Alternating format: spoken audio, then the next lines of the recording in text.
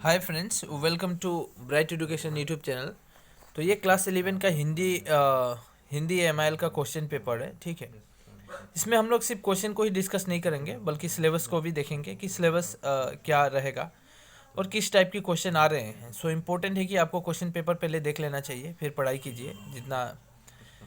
जिस टाइप में क्वेश्चन आता है, जिस टाइप में क्वेश्चन आते हैं उसी टाइप में आपको पढ़ना भी होगा। ठीक है, तो बाय द वे चलते हैं। ये देखिए, जो आपको 1 मार्क का 5 क्वेश्चन बनेगा, यानी 5 क्वेश्चन आएंगे। 5 क्वेश्चन 1 मार्क का रहेगा। ये बस आपका एक सिलेबस ही समझिए। इसके बाद 2 मार्क का आपका 15, मतलब दो एक क्वेश्चन नंबर 2 देखा गया, 15 मार्क का रहेगा। ठीक है, 2-2 मार्क करके आएंगे। एक क्वेश्चन 15 मार्क का रहेगा। यहाँ पे 10 मार्क का आएगा। 3 मार्क करके क्वेश्चन जो रहेंगे वो 10 मार्क का बनेगा। और यहाँ पे मार्क दिया हुआ है। तो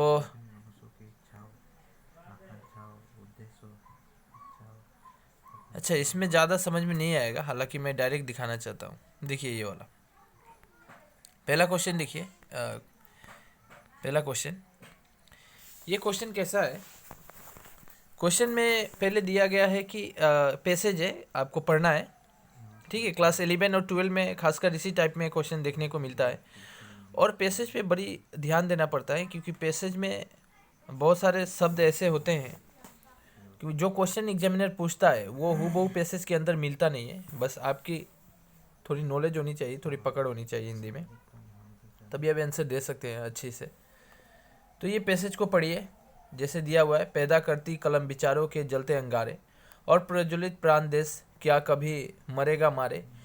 ये समझाया गया है। कविता, एक कविता ही है, कविता उठाकर दिया गया है। ये कविता आपके बुक के अंदर नहीं मिलेगा, लेकिन मुझे ये अभी भी मालूम है। ये हम जब हिंदी 4 पढ़ा रहे थे तो कलम और तलवार एक कविता थी क्लास 10 में। उस कविता से ये पैराग्राफ उठा के दिया हुआ है। तो क्वेश्चन देखिए, ज़्यादा कुछ नहीं, आपको ये नहीं सोचना है कहाँ से दिया गया है, बस आपको ये पढ़ना है।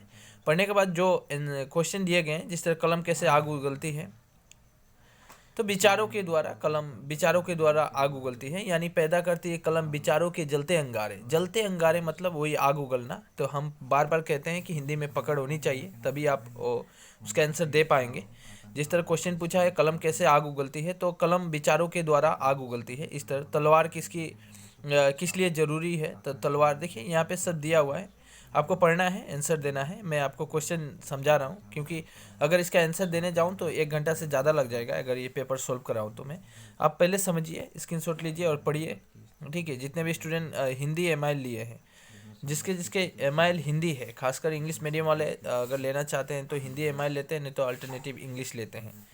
ठीक है, तो जिसका जो है हम सभी सिलेबस को कवर कराएंगे क्लास 11 का। ठीक है, निम्नलिखित गद्यांतों को पढ़कर नीचे दिए गए प्रश्नों के उत्तर दीजिए। बिल्कुल, ये भी क्लास 11 का विषय है कि आपको पढ़ना है यहाँ पे। जिस तरह भारतीय संविधान निर्माताओं में एक डॉक्टर भीमराव अंबेडकर आधुनिक भारतीय चिंतन में अत्यंत महत्वपूर्ण स्थान के अधिकारी हैं। बहुत अच्छी बातें कही गई है, कॉन्स्टिट्यूशन से ये उठाकर दिया हुआ है।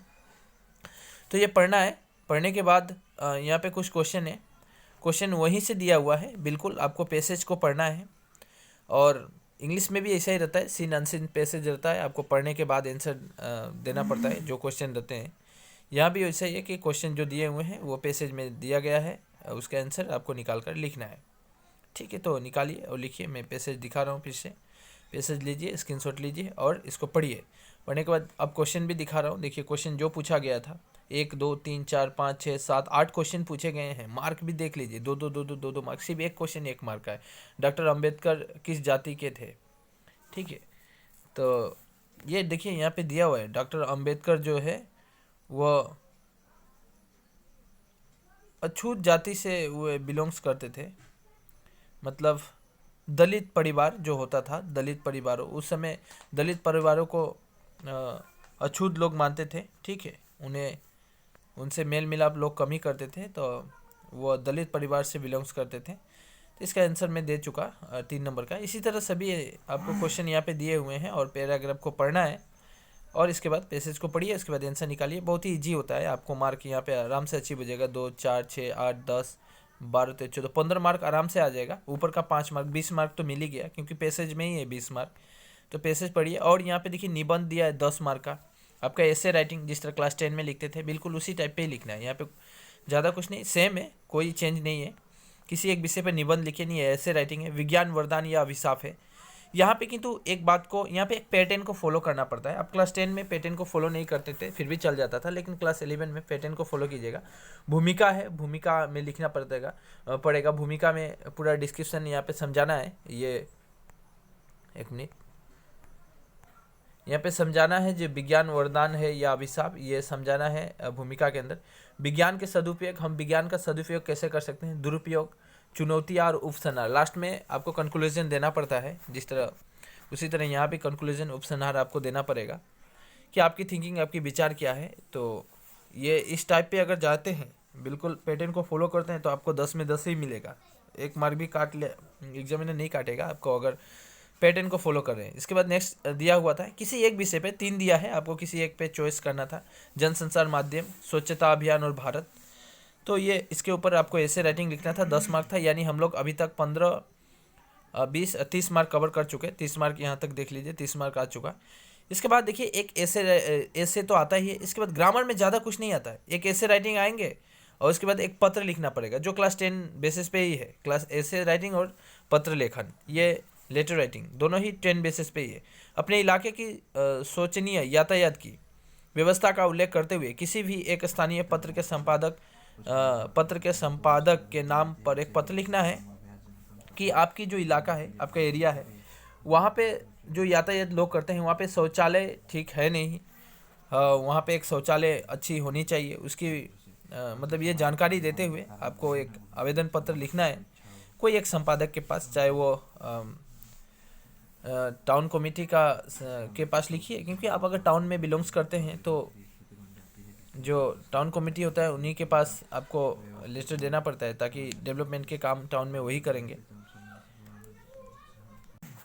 हालांकि देखिए टाउन कमेटी एक इंग्लिश वर्ड है, अगर हिंदी में मैं कहना चाहता हूँ तो नगर निगम पालिका कहिएगा, नगर निगम पालिका। उनके पास, उन संपादक के पास एक पत्र लिखना है। अगर ये नहीं लिखना चाहते हैं तो नीचे आपको एक और अपॉर्चुनिटी मिलती है कि एक और दिया हुआ है, अपने शहर के चिकित्सालय के अस्वास्थ्यकर वातावरण के संबंध में जिला अधिकारी को, हाँ यहाँ पे मेंशन कर दिया गया है कि जिला अधिकारी के पास एक पत्र लिखना है कि आपका जो हॉस्पिटल है यानी चिकित्सालय है, वहाँ की व्यवस्था ठीक नहीं है, वहाँ का वातावरण बहुत प्रदूषित हो गया है। उसको इसकी जानकारी देते हुए जिला अधिकारी के पास एक पत्र लिखना है, या ऊपर वाले लिखें नगर निगम पालिका के पास या जिला अधिकारी के पास। यह आप पे डिपेंड करता है कि आपको कौन अच्छी तरह लिख सकते हैं, जानकारी अच्छी होनी चाहिए तो आप लिखिए। यहाँ पे देखिए 5 मार्क आपको फिर से मिलता है। इसके बाद देखिए जो प्रश्न आते हैं यहाँ पे, इसके बाद आपका टेक्सचुअल क्वेश्चन यानी बुक के अंदर से क्वेश्चन आता है। प्रिंट के माध्यम क्या है, जनसंचार माध्यम किसे कहते हैं। हालांकि मोस्टली इंपॉर्टेंट की प्रीवियस पेपर के क्वेश्चन एग्जामिनर बहुत ज़्यादा दे देता है, इसलिए आपको ये सब सोल्व करना है। 1-1 मार्क के 5 क्वेश्चन रहेंगे, 2 क्वेश्चन दिखाए मैं, एक टेक्सचुअल क्वेश्चन है बुक के अंदर से। रेडियो कौन सा जनसंचार माध्यम है, दृश्य या श्रव्य। संपादक का मुख्य काम क्या होना चाहिए या क्या होता है। हिंदी के 2 प्रमुख पत्रिकाओं का नाम लिखना है। ये 5 मार्क मिला, 1-1 मार्क करके 5 क्वेश्चन थे। इसके बाद देखिए 5 मार्क का डायरेक्ट क्वेश्चन दिया गया बुक के अंदर से। वर्तमान समाज में बहुचर्चित भ्रष्टाचार पर एक आलेख प्रस्तुत कीजिए। बहुत अच्छा दिया गया। ये ऐसे टाइप पे दे दिया गया है कि वर्तमान जो समाज है, अभी समाज में जो भ्रष्टाचार है बहुत चर्चित यानी फैल गया है, हर जगह भ्रष्टाचार हो रहे हैं, इसके ऊपर एक आलेख प्रस्तुत करना है। ये बुक के अंदर से है, ठीक है, बुक का क्वेश्चन है। बार बार कहता हूँ, ये बना के लिखने की कोशिश ना करें, बुक का क्वेश्चन है, वहाँ पे दिया हुआ है, आराम से पढ़ें और फिर आंसर दें। अपने आँखों देखिए किसी एक पथ दुर्घटना पर एक फीचर लिखिए। हाँ ये आप खुद से लिख सकते हैं कि देखिए हुआ क्या है। अपने आँखें मतलब आप जा रहे हैं कोई रास्ते पे और एक दुर्घटना घट जाती है, या किसी आप देखें कुछ एक्सीडेंट हो गया या कुछ छोटा मोटा एक्सीडेंट हो गया, आपने अपने आँखों से देखे क्या क्या हुआ, नहीं हुआ, कैसे हुआ, ये सब जानकारी देते हुए आपको एक मतलब डिस्क्रिप्शन यानी थोड़ी सी नोट्स लिखनी है। या तो ऊपर वाला लिखिए, नीचे वाला 5 मार्क आपको मिलेगा। निम्नलिखित उसके बाद काव्यांश को पढ़कर उसके नीचे दिए गए प्रश्नों को उत्तर लिखिए। हाँ ये आपके बुक के अंदर से है, पोएम से है, पोएम से उठाकर डायरेक्ट पैराग्राफ दे दिया गया है। इस पैराग्राफ को पढ़ना है, मतलब क्या दिया गया है, कविता की कुछ लाइनें दे दी गई है, ये लाइनें पढ़कर कवि यहाँ पे क्या समझाना चाहते हैं उसका ये हालांकि मैं अभी भी मुझे याद है, ये दिन जल्दी जल्दी ढलता है, यही कविता का नाम है। कविता का नाम ही यही है, दिन जल्दी जल्दी ढलता है। बहुत अच्छा कविता है, आप पढ़िएगा। पढ़ने के बाद इसका आंसर क्वेश्चन यहाँ पे दिया गया है, यही क्वेश्चन का आंसर आपको देना है, ठीक है। तो यहाँ पे आपको मार्क 8 मार्क मिलेंगे। एक क्वेश्चन पे 2-2 मार्क है, 4 क्वेश्चन बने हैं, चारों क्वेश्चन पे 8 मार्क आपको मिल जाएंगे, ठीक है। प्रस्तुत काव्यांश के कवि और कविता का नाम बताए। बस दो, देखिए दो, ये कविता का नाम लिखना है और कवि का नाम लिखना है, बस इसमें 2 मार्क मिल गया। तो ये ही लिखिए। इसके बाद देखिए, अगर ये नहीं करना चाहते, क्लास 11 में बहुत अच्छी अपॉर्चुनिटी मिलती है कि आपको ऑप्शनल बहुत मिलते हैं कि ये चॉइस करें या ये चॉइस करें। इस तरह हर एक क्वेश्चन में, हर एक बोर्ड क्वेश्चन में देखने को मिल रहा है। ये देखिए, छोटा मेरा खेत, ये नाम ही है, ये भी शायद कविता का नाम यही है, छोटा मेरा खेत। ये छोटा मेरा खेत कविता से दिया हुआ है। तो छोटा मेरा खेत कविता आप पढ़िए और इसका क्वेश्चन भी नीचे दिया हुआ है। आप या तो ऊपर वाला करें या नीचे वाला। अथवा का मतलब होता है और आपको चॉइस करने एग्जामिनर दे दिया कि ऊपर वाला करिए या सभी नहीं करना है। कोई कोई बच्चे नहीं समझ पाते हैं जो इंग्लिश मीडियम के होते हैं, हिंदी लिए रहते हैं, उनको समझ में नहीं आता है। उनको समझाना चाहता हूँ कि यहाँ पे और बोला गया है, अथवा मतलब और। आप या तो ऊपर वाले लिखें या नीचे वाले। मार्क आपको सिर्फ 8 मार्क ही मिलेंगे। यहाँ भी वही दिया गया है, क्वेश्चन दिया हुआ है। देखिए, ये पहला क्वेश्चन था, कवि ने किसे अलौकिक रस कहा है। इसके बाद रोपाई छन की कटाई अनंतता की आशय स्पष्ट किया। ये लाइन दिया हुआ है, इसका समझाना है लाइन में क्या कहा गया है। कवि ने रस का अक्षय पात्र किसे कहा है और क्यों कहा है। लूटते रहने से जरा भी नहीं कम होती। ये भाव स्पष्ट कीजिए। यहाँ पे थोड़ी आपको भाव स्पष्ट, मतलब कवि क्या कहना चाहते हैं, ऑथर्स क्या कहना चाहता है, ठीक है। तो वो ऑथर्स की भावनाएं लिखना है। फिर बोर्ड क्वेश्चन आया, फिर से कविता से कुछ ज़्यादा क्वेश्चन देखने को मिलते हैं। मैं बार बार कहता हूँ, कविता अच्छे से पढ़ें। कवि का एक खिलना और फूलों के बहाने, ये कविता के बहाने एक पोएम है, कविता के बहाने, वो पढ़िएगा। बहुत इंटरेस्टिंग पोएम है। मैं पढ़ाऊँगा, मैं भी पढ़ाऊँगा, लेकिन फिर भी आप खुद पढ़ें। पढ़ने के बाद इसका आंसर जरूर दें। कविता का बहाने ये पढ़ना है, ये पोएम है। पढ़ने के बाद इस पोएम का कुछ क्वेश्चन दिया हुआ है, ये लिखना है। लेकिन मैं बार बार कहता हूँ, टेक्सचुअल क्वेश्चन है, बुक के अंदर से दिया हुआ है। ये ना समझे कि कहाँ से उठा के दिया। आप बुक अगर नहीं खरीदे हैं तो बुक जल्दी से खरीद लें, क्योंकि बुक बहुत ज़रूरी है। बुक के अंदर जितने कविताएँ हैं पढ़ना पड़ेगा ही, ठीक है। और यहाँ पे देखिए, आंगन में ठुनक रहा है, ये भी बुक के अंदर से। ये ना सोचे कि कहीं से दे दिएगा, बुक के अंदर से, सब बुक के अंदर से क्वेश्चन है। ये बस उसी टाइप पे है, पैराग्राफ दिया हुआ है, पढ़ना है, उसका आंसर देना है। सब कविता का है, पोएम का है। ये भी छोटा मेरा खेत से बहुत अच्छे क्वेश्चन आए हैं। ये वाला क्वेश्चन, ये वाला जो 9 नंबर है, ये इसको पढ़ना है। पढ़ने के बाद इसका देखिए क्वेश्चन यहीं पे दे दिया है कि कौन नंबर क्या है। निम्नलिखित में से किन्हीं 2 प्रश्नों के उत्तर। देखिए 2, क ख ग घ। यहाँ पे बहुत ही बड़ा अपॉर्चुनिटी आपको मिला कि 4 क्वेश्चन दिए हुए हैं, सिर्फ 2 ही लिखना है। आपको जो आता है वही लिखना है। क नंबर ये बुक के अंदर से है, 9 नंबर देखिए। क नंबर है, नील जल में या किसी की गौर झिलमिल दे जैसे हिल रही हो, आशय स्पष्ट करना है। ये लाइन का मतलब आपको अच्छी तरह मालूम है कविता पढ़कर, तो आशय स्पष्ट कीजिएगा, नहीं तो वरना छोड़ के आगे बढ़ जाएगा। इसको देखिए, खेती न किसान को, भिखारी को न भीख, बली बनी को बनीज, न चाकर को चाकरी। भाव स्पष्ट करना है। ये भी अगर नहीं आता तो नीचे का 2 कर ले। हम समर्थ शक्तिवान, हम एक दुर्बल को लाएंगे।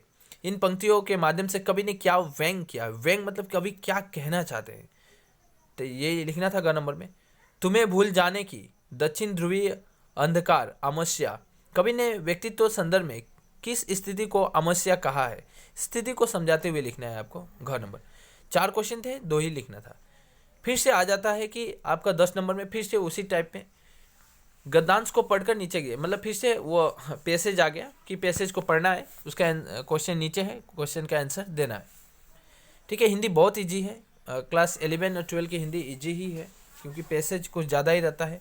आपको जो ऑप्शन बहुत दिए जाते हैं कि आप चॉइस करें फिर लिखें, थोड़ी सी मेहनत करनी पड़ेगी, ज़्यादा नहीं, आपका मार्क बहुत अच्छा आ जाएगा।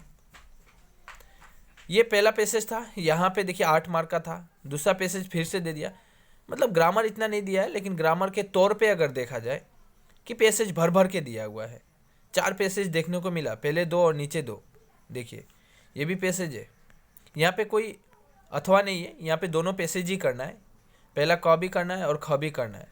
नीचे देखें ये क्वेश्चन दिया हुआ है, ये पैसेज का, ये पैसेज का, ये ख पैसेज पढ़ें। भारतीय कला और सौंदर्य शास्त्र को कई रसों का पात है, उनमें से कुछ रसों का किसी कलाकृति में साथ साथ पाया जाना श्रेयस्कर भी माना गया है। इसको पढ़ें। पढ़ने के बाद नीचे क्वेश्चन है, उसका क्वेश्चन का आंसर दें। फिर अब आ जाता है 11 नंबर की क्वेश्चन की बात करूं, किन्हीं 4 प्रश्नों के उत्तर दीजिए। 1 2 3 4 5, यहाँ पे 5 क्वेश्चन दिए हुए हैं, लेकिन किन्हीं 4 का ही आंसर देना है, बस एक को छोड़ना है। लेकिन बहुत ज़रूरी है कि आपको एक क्वेश्चन पे 3 मार्क, दैट्स इंपॉर्टेंट। एक क्वेश्चन पे 3 मार्क, 4 क्वेश्चन पे 12 मार्क मिलेंगे, इसलिए 3-3 मार्क का एक क्वेश्चन है। ये बुक के अंदर से क्वेश्चन है, ठीक है, बुक कोई चैप्टर से ये सब क्वेश्चन दिया हुआ है, ठीक है। मैं अभी तक सिलेबस को देखा नहीं, मैं सिलेबस दे दूंगा हिंदी का। सिलेबस देखने के बाद समझ में आएगा किस चैप्टर से कितना क्वेश्चन दिया है, लेकिन क्वेश्चन को देखें पहले, देखने से आपको बहुत कुछ अंदाज़ा हो जाएगा कि किस टाइप के क्वेश्चन आ रहे हैं और कितना पढ़ना है। हालांकि अभी अगर वीडियो देख रहे हैं तो अभी मेरा रिक्वेस्ट यही है कि आप जो पैसेज में दिखाया वो पैसेज को जरूर सोल्व करें, पैसेज को पढ़ें, आंसर निकालें।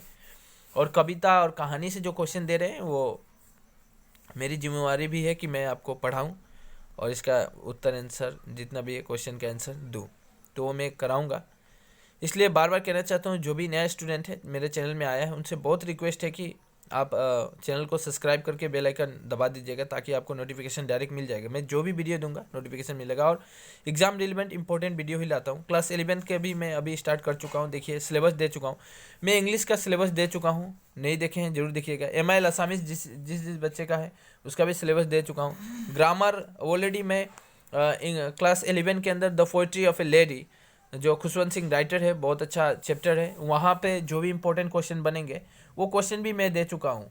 वो बहुत इंपॉर्टेंट क्वेश्चन लास्ट 10 ईयर्स में जो क्वेश्चन आए हैं, और इससे बाहर क्वेश्चन भी नहीं आएगा। इसलिए मेरे चैनल से जुड़े रहें और जो जैसा कहता हूँ वैसा माने, करते जाएँ, थोड़ी सी मेहनत करें।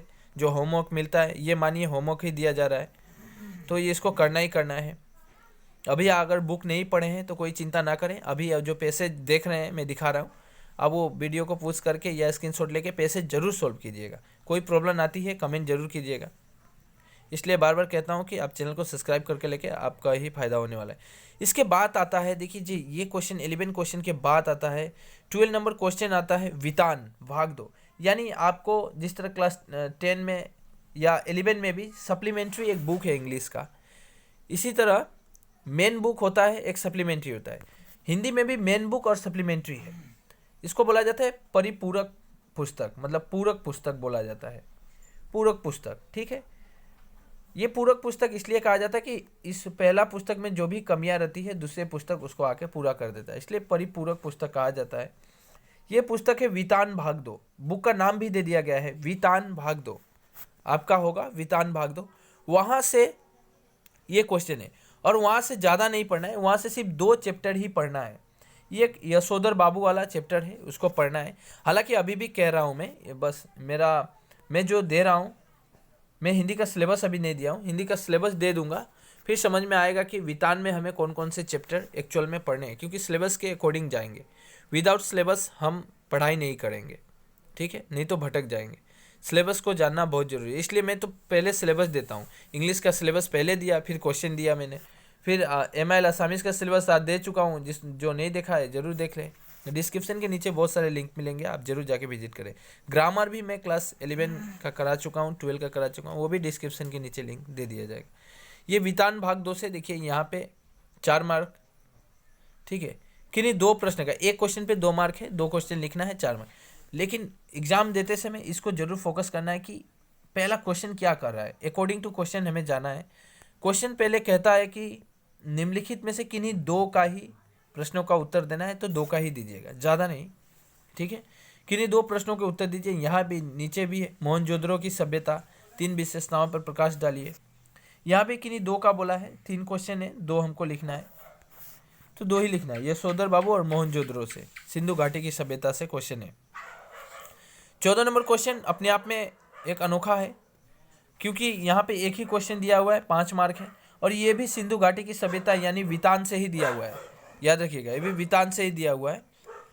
तो ऊपर हमने देखा वितान से कितना मार्क है, पहले 4 मार्क था, फिर 6 मार्क था, यानी 10 मार्क कवर कर लिया वितान ने, फिर 5 मार्क दिया, 15 मार्क, ठीक है। इसके बाद आप अगर ये 14 नंबर का पहला नहीं लिखना चाहते हैं, दूसरा वाला जरूर लिखें। दूसरा वाला सिल्वर वेंटिंग, ये चैप्टर ही है सिल्वर वेंटिंग, ये पढ़ें या सिंधु घाटी की सभ्यता पढ़ें। ये अथवा है और में है, आपको कोई एक चॉइस करके लिखना था, 5 मार्क मिलेंगे। यानी वितान के अंदर जो सप्लीमेंट्री बुक था इसके अंदर अभी 15 मार्क कवर हो चुके हैं, ठीक है। ठीक है, बाय द वे यही लास्ट था वितान में। ग्रामर में कुछ नहीं था, ग्रामर जो भी आया था कोई क्लास 10 का जैसा मुहावरा, विलोम सत्प्रावचय से ये सब पढ़ना है नहीं, बस आपको ऐसे राइटिंग करना था और एक लेटर लिखना था। यही ग्रामर में 2 टॉपिक सबसे मेन इंपॉर्टेंट देखने को मिला हमें। और ऐसे राइटिंग भी इंपॉर्टेंट है क्योंकि 10 मार्क का आया हुआ था, और लेटर राइटिंग भी इंपॉर्टेंट था।